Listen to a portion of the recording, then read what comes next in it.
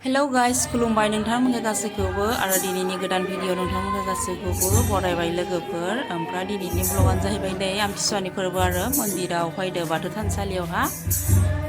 ओमफ्राय नै मानसि फैथ'वाखै आरो बाराखै दा फैदो सानै फैहांगासिनो नै जिरायगासिनो गासैबो।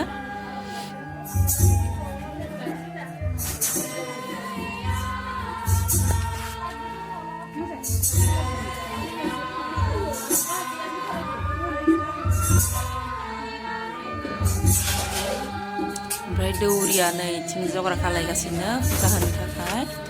ओमफ्राय इथिं बुट मगु गाजि गासैबो सुनानै साफा खालामनानै दोनदो आरो इथिं। लोगोफोर बिनि गेजेरावनो आं नोंथांमोनखौ बुंनो सानो जायबा आंनि चेनेलावहा गोदान फैदो साबसक्राइब खालायखोबा अननानै प्लिज साबसक्राइब खालायना होदो।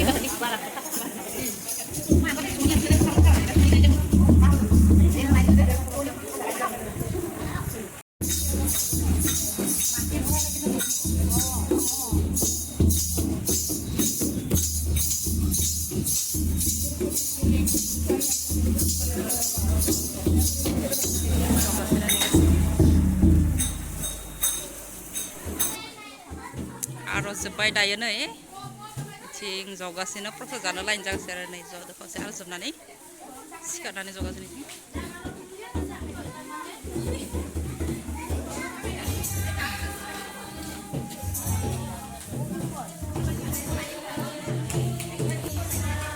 बिराद गरम दिनै आमथिसुवा फोरबो।